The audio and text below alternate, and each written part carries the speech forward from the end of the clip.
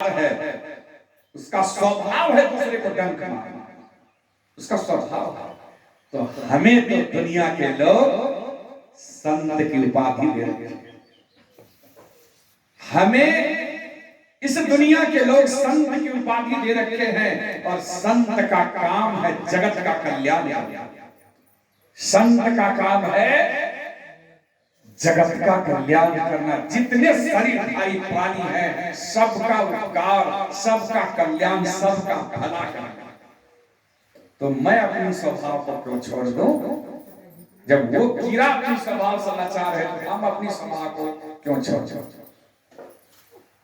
कहने का भाव यह ऐसे होते हैं संत अपना दुख सहन करके भी, अपना दुख सह करके भी दूसरे को सुख देना, दूसरे की भलाई करना, दूसरे का उपकार करना, यही संत का स्वभाव।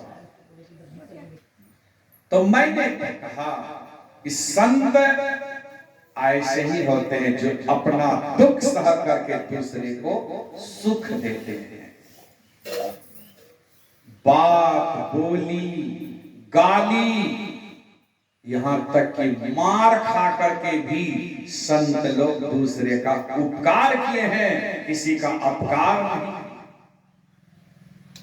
एक बार भगवान बुद्ध अपने आसन में विराजमान, एक दुष्ट व्यक्ति आ गया और भगवान बुद्ध से वह चिढ़ता था, द्वेष करता था।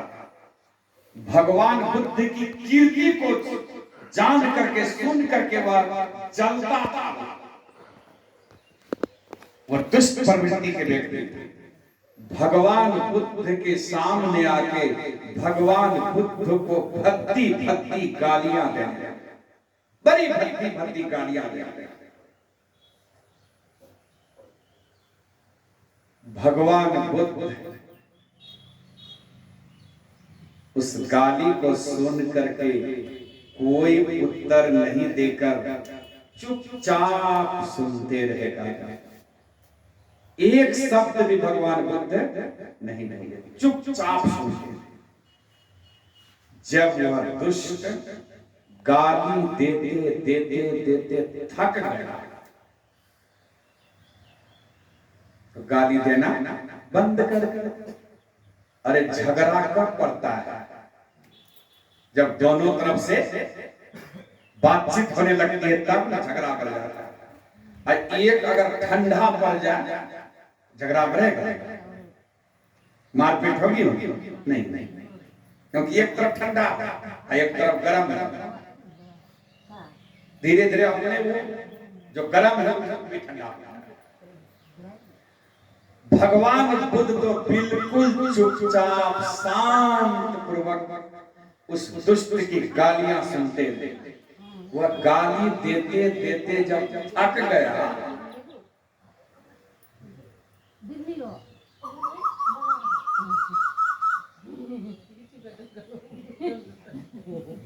कहीं बिच्छू की तरह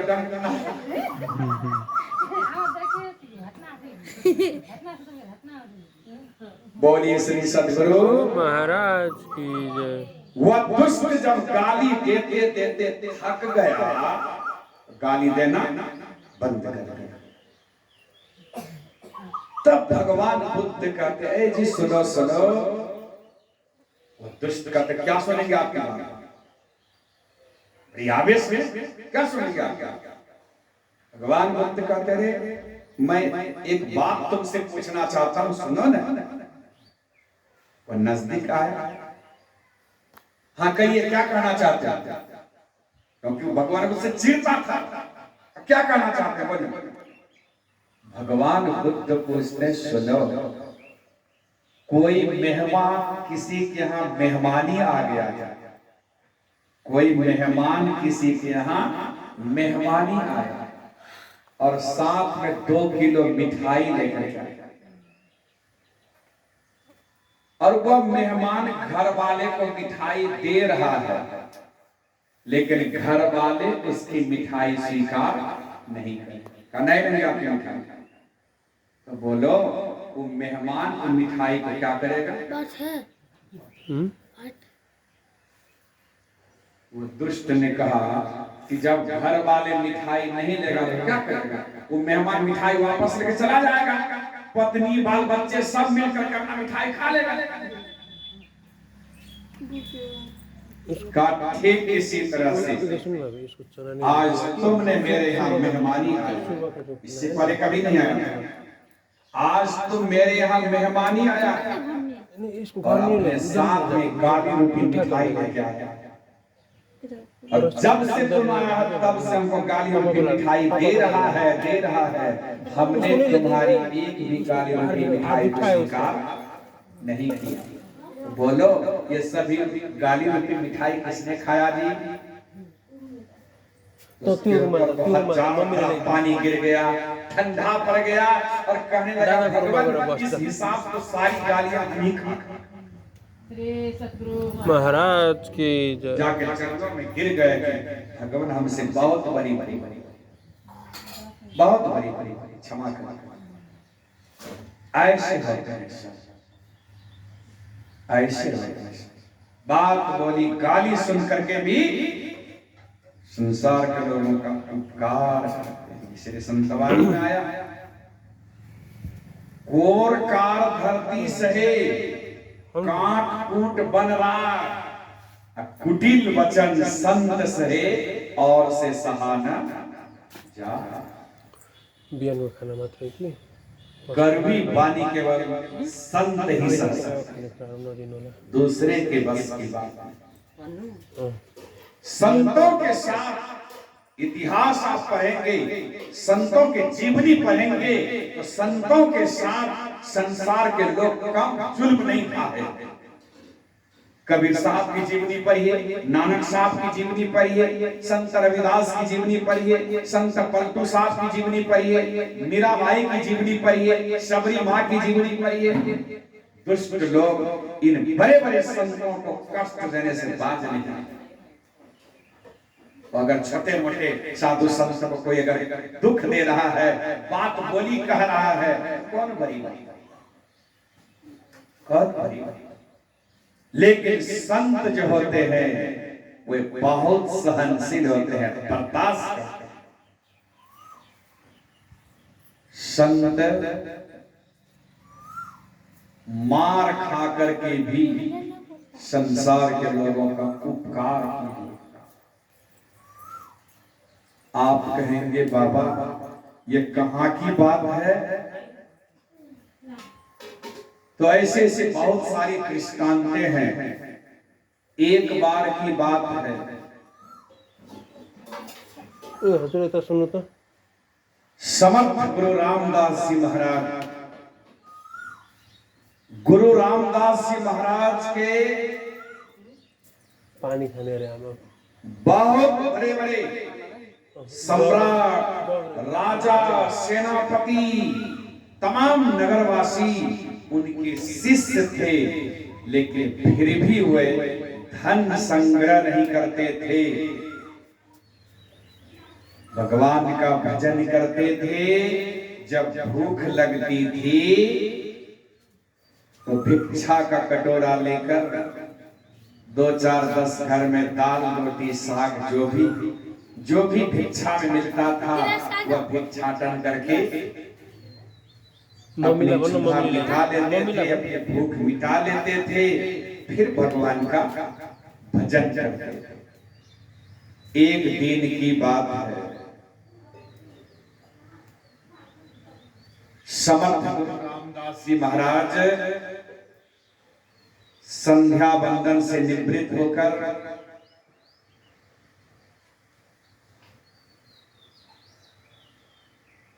भिक्षा का पात्र लिए और भिक्षाटन करते करते आगे बढ़े चले जा रहे। संयोग से ऐसे दरवाजे पर सुबह सुबह पहुंच गए जिस घर वाले ने अपनी पत्नी से थोड़ा खटपट झगड़ा करके, और झगड़ा ही नहीं हो जाता है कभी कभी पति पति मारपीट भी हो जाता है। तो अपनी पत्नी को लपड़ थप्पड़ मार करके पति तो घर से निकल गया और पत्नी कर्कशा स्वभाव की थी। पत्नी कर्कशा स्वभाव की थी, कुछ से कुछ बरबर बोल रही थी और गोबर मिट्टी लेकर के चूल्ही में चौका लगा रहे, छान चौका नहीं, छान चौका लगा। उसी समय समर्थ गुरु रामदास जी महाराज दरवाजे पर आके आवाज दे दिए, माई कुछ भिक्षा दो, माई कुछ भिक्षा दो। जैसे आवाज लगाए ये माई पति जो लपड़ थप्पड़ लगा के बाहर निकल गए, वह गुस्सा कर्कशा स्वभाव की तो थी ही, साधु संत के मर्म भी नहीं जानती थी वह। जैसे झांक करके देखी कि एक साधु बाबा भिक्षा करने के लिए सुबह सुबह पहुंच गए और गुस्सा बढ़ गया। ये सब महात्मा, ये सब साधु सब सुबह सुबह ये लोग भी तंग तमा करने के लिए पहुंच जाते हैं। बस क्या था बाबा, वह गोबर मिट्टी लेकर अपना चिथरा कपड़ा लेकर के जो छान चौका लगा रही थी, वही पोतना लेकर के गई और समर्थ रामदास जी महाराज के मुंह की तरफ। समर्थ रामदास जी महाराज इतने बड़े महान संत, उनके मुंह के तरफ वो पोतना वाला चित्र। संत रामदास जी महाराज का पूरा शरीर गोबर मिट्टी से सन गया।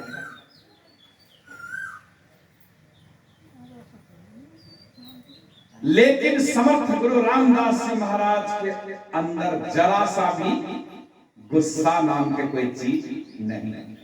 संत थे ना, कोई गुस्सा नहीं, बल्कि सहर्ष आह लगता है परमात्मा के तरफ से, भगवान के तरफ से आज हमको यही भिक्षा मिला है, यही भिक्षा।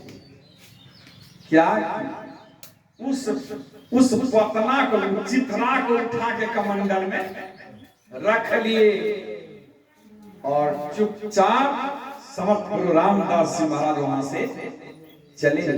चलते चलते समर्थ गुरु रामदास जी महाराज गंगा किनारे पहुंच गए। गंगा में जाकर के अपने भी स्नान किए और उस चिथरा को भी, उस पोतना को भी से साफ कर लिए। साफ करके उसको सूर्य के तापमान में बढ़िया से सुखा लिए उस चिथरा को। और संध्या समय जब अपनी कुटिया में सांझ देने का समय हो गया, संध्या देने का समय हो गया,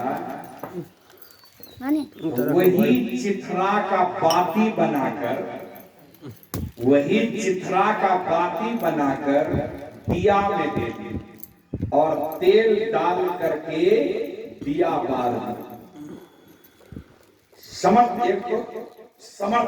रामदास जी महाराज पहुंचे हुए त्रिकालदर्शी संत वही थे और वो अपने इष्ट देव, अपने गुरुदेव से तब प्रार्थना करने लगे, हे गुरुदेव, हे मालिक, जो माई आज हमको गोबर मिट्टी वाला पतना से मारी है, इसलिए कि वह अनजान है गुरुदेव, अज्ञानी है वह, उसके अंदर में ज्ञान नहीं है, क्योंकि उसके अंदर में अज्ञानता रूपी अंधकार भरा है।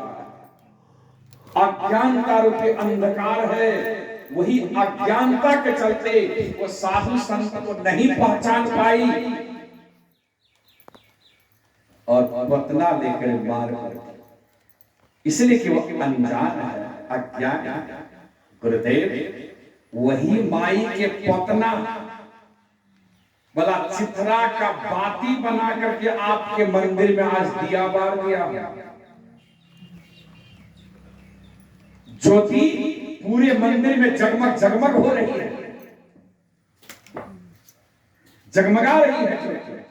संत कबीर साहब के वाणी में आया, अपने घट दिए ना बारू रे, नाम का तेल सुरत की बाती, ब्रह्म अग्नि उद्गारू रे, जगमग ज्योति निहारो मंदिर में, तन मन धन सब बात। जब ज्योति पूरे मंदिर में दिखाने रामदास जी महाराज कहते हैं, हे गुरुदेव, जिस प्रकार से उस माई के पोतना वाला चित्रा से आज आपके मंदिर में प्रकाश जगमगा रहे हैं, हे गुरुदेव, यही प्रकाश उस माई के अंदर में आप जगा दीजिए। उस माई के अंदर से अंधकार रूपी अज्ञानता को मिटाकर हटाकर यही ज्ञान रूपी प्रकाश फैला दीजिए, ताकि आइंदा किसी साधु संत के साथ इस तरह के व्यवहार न हो। यहाँ प्रार्थना करना था, यहाँ समर्थ गुरु रामदास जी महाराज प्रार्थना किए और वहां उस माई के अंदर में अंधकार रूपी अज्ञानता समाप्त हो गया और ज्ञान रूपी प्रकाश फैल गया। उस माई के अंदर प्रकाश हो गया। जब प्रकाश हो गया, वो माई पश्चाताप के अग्नि में जलने लगी। आए, मैंने कितना जुल्म ढा दिया है। एक संत बाबा को, एक साधु बाबा को गोबर मिट्टी पोतना से मार बैठे। मैं कितनी अभागिनी हूँ, मैं पापिनी हूँ। अपने बाबा कोसने लगे कि ज्ञान जो हो गया, ज्ञान जो हो गया। आप कहेंगे कि बिना ध्यान योग के उस माई के अंदर में प्रकाश कैसे हो गया? ध्यान योग नहीं किया, प्रकाश कैसे हो गया? गुरु महाराज के वाणी में आया, उनके प्रवचन में विश्वास कीजिए। गुरु महाराज के प्रवचन में आया है कि अगर गुरु चाह ले, संत सदगुरु चाह ले, तो किसी भी अंधकार में भटकते हुए आत्मा को उठा के प्रकाश में रख सकता है। अगर संत सदगुरु चाह ले, किसी भी आत्मा को जो अंधकार की अज्ञानता की पट्टी लगी हुई है, जिसके अंदर में अंधकार में आप चक्कर लगा रहे हैं, तो उस आत्मा को अंधकार से उठा के, अंधकार के पर्दा को फाड़ करके प्रकाश में उसको रख सकते हैं। संत सदगुरु में वह पावर है, वह क्षमता है, वह शक्ति है। लेकिन सदगुरु वैसा करते नहीं, करते नहीं। क्यों नहीं करते हैं? ऐसा क्यों नहीं करते? शिष्यों से मेहनत करवाते। सदगुरु ऐसा क्यों नहीं करते हैं? उदाहरण दिए हैं गुरु महाराज ने। जिस प्रकार पिता की कमाई हुई संपत्ति, पिता की कमाई हुई संपत्ति अगर एकाएक किसी नालायक बेटा को मिल जाए, तो क्या हुआ? बेटा संपत्ति को जोक करके रख पाएगा? सीधी सी बात गुरु महाराज दर्शाते हैं। पिता की कमाई हुई संपत्ति किसी नालायक बेटा को अगर एकाएक मिल जाए, उसका अधिकारी वो बन जाए, वो संपत्ति को बढ़िया से जोक करके नहीं रख पाएगा। वो मांस, मछली, अंडा, शराब, अन्न, नाना प्रकार के कुकर्मों में वह सारी संपत्ति को बहा जाए, क्योंकि उसको दर्द नहीं होगा, खर्च करने में उसको दर्द नहीं होगा।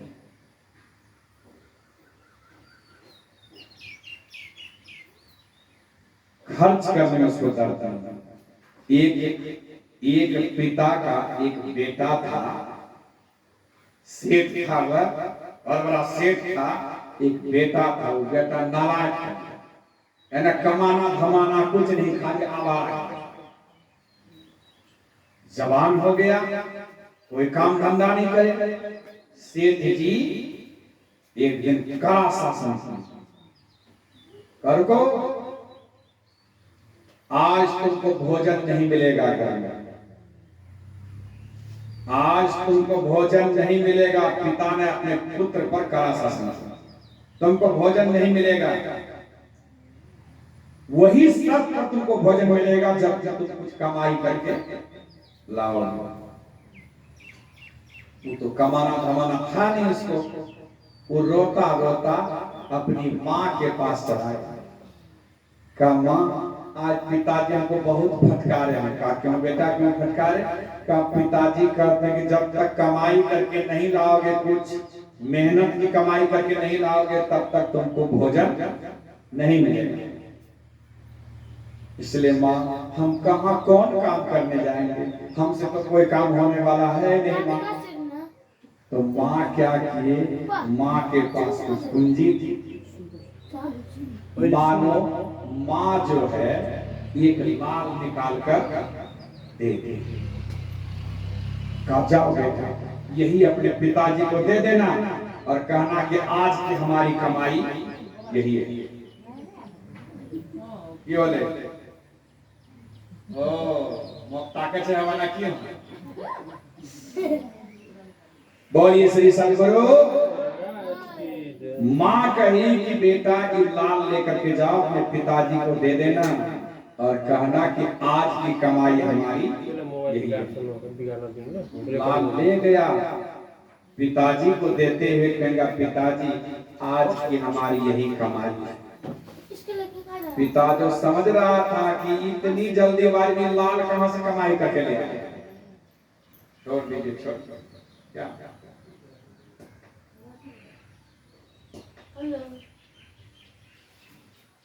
छोड़ दीजिए।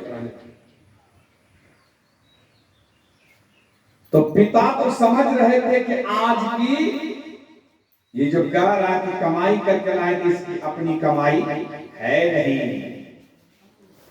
पिता क्या कहते हैं, जाओ बेटा इसको कुएं में डाल दो। कुआं में डाल दिया जाएगा। दूसरे दिन पिता फिर कमाई करते, आज फिर जाओ तुम कमाई करने, मेहनत कमाई करके लाओ तब तुमको भोजन मिलेगा। फिर रोता रोता माँ के पास पहुंच गया। माँ फिर दूसरा लाल निकाल के दे दी। माँ फिर दूसरा लाल निकाल के दे, जाओ बेटा अपने पिताजी को दे दे। फिर दूसरा लाल लेके आया, पिताजी आज की यही कमाई। कहा जाओ बेटा कुएं में डाल दो। फिर डाल दिया।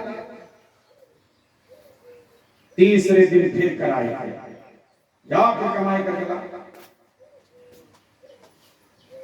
फिर रोता रोता माँ के पास गया। माँ ने कहा बेटा मेरे पास 2 ही लाल और 2 दिन में 2 लाल तुमको दे दे, अब तो मेरे पास कुछ है नहीं बेटा। एक काम करो, जाओ बेटा कुछ कमाई करो, कुछ मेहनत करो बेटा। बेटा गया, सुबह से शाम तक बड़ी परिश्रम किया, धूप में परेशान परेशान हो,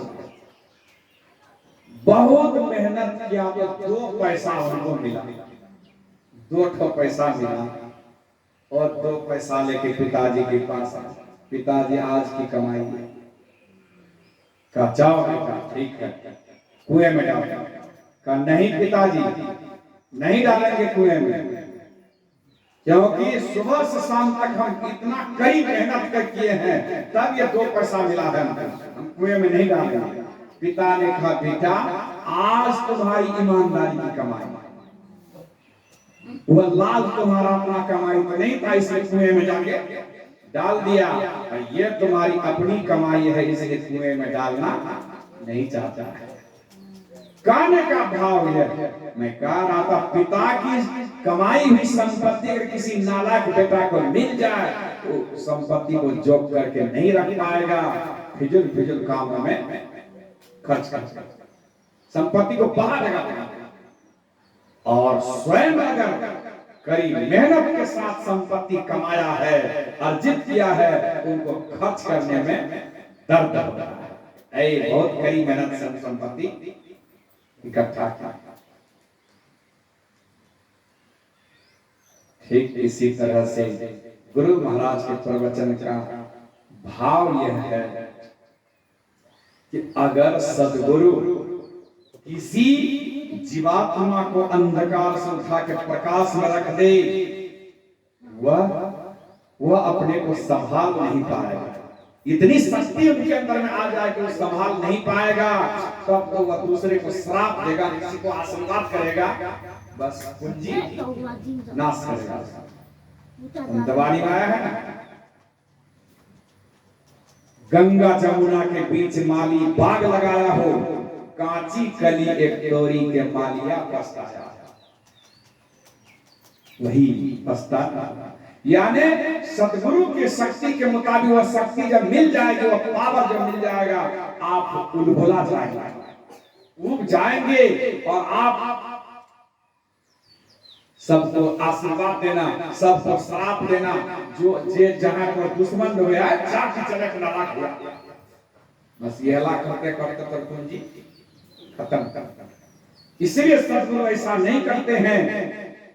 अगर करना चाहेंगे तो कर सकते हैं सतगुरु, लेकिन ऐसा नहीं करते, अपने शिष्यों से मेहनत करवाते हैं। गुरु निज भेद बतलावे, सुरत को राह दर्शावे, जीव हित आप ही आवे, सुरत को आई। गुरु केवल भेद बता देते हैं, रास्ता बता देते हैं, चलना शिष्यों का काम है, चलना शिष्यों।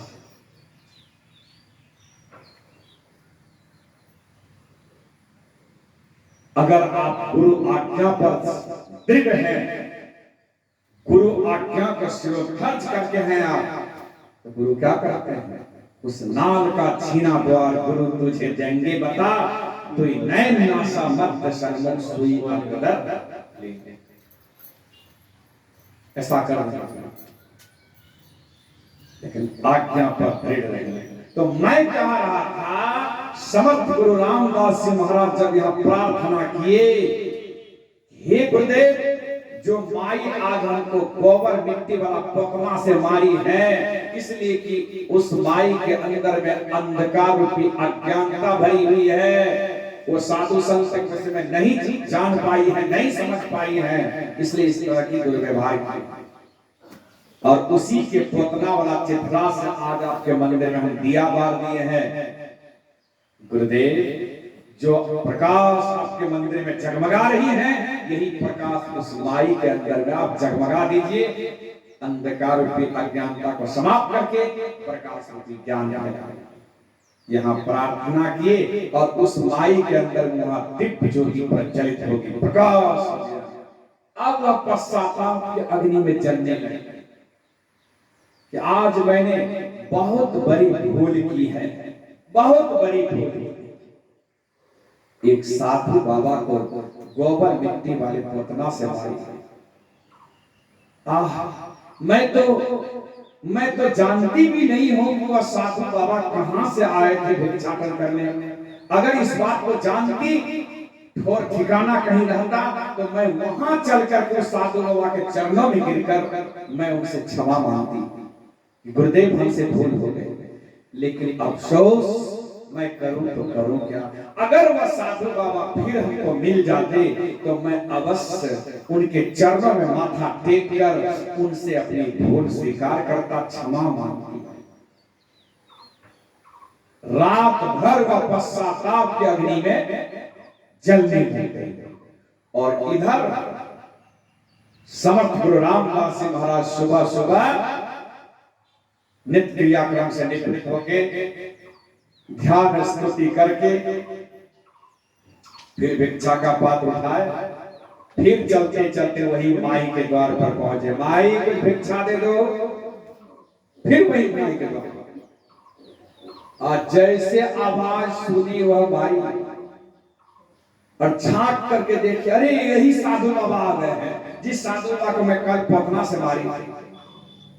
दर दर देती हुई गई और समर्थ गुरु रामदास जी महाराज के चरणों में कटे वृक्ष की तरह डाली, और बड़ी आंखों से आंसू बहाती हुई बिलख बिलख करके रोने लगी और कहने लगी, हे गुरुदेव, हमसे बहुत बड़ी भूल हो गई थी कल, मैं बहुत बड़ी पापिनी हूँ, अभागिनी हूँ। हे गुरुदेव, मैं आपको जान नहीं पाई कि आप कितने बड़े महान संत हैं, हमसे बहुत बड़ी भूल हो गई, क्षमा कर दीजिए गुरुदेव, हमें क्षमा कर दीजिए। जब बार बार क्षमा की याचना करने लगी तो संत रामदास जी महाराज कहते हैं, जाओ मैं तुझे क्षमा कर दिया, मैं तुझे क्षमा कर दिया, आइंदा किसी साधु संत के साथ इस तरह के व्यवहार पर मत कर।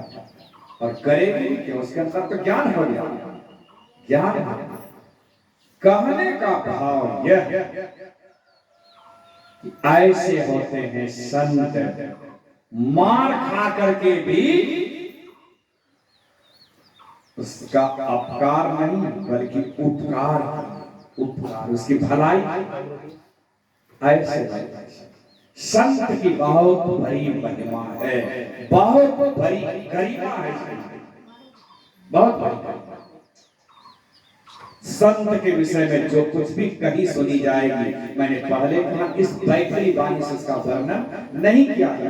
वैसे बहुत सारी दृष्टांतें हैं संत के महिमा के विषय में, बहुत सारी दृष्टांतें हैं, लेकिन इस बैठली वाणी से उसका वर्णन नहीं किया गया बोलने से। इसलिए हमारे संत शाही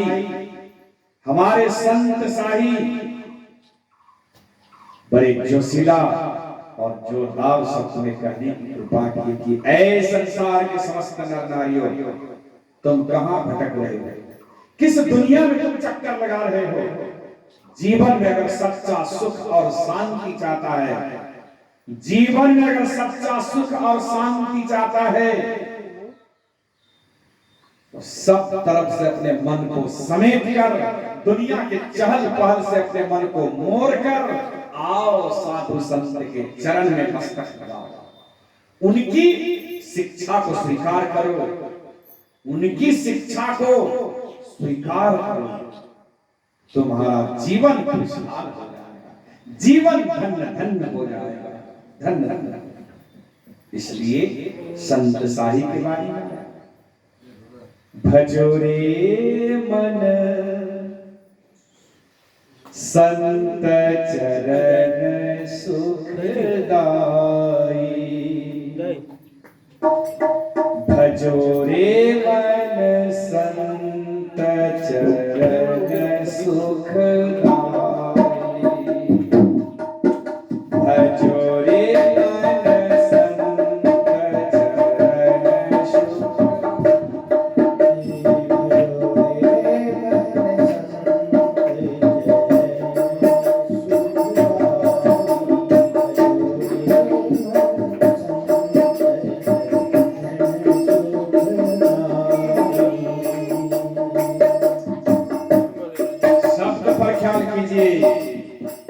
क्या कहा जा रहा है, भजो रे मन संत चरण सुखदाई, भजो रे मन संत चरण सुखदाई, भजो रे मन संत चरण सुखदाई।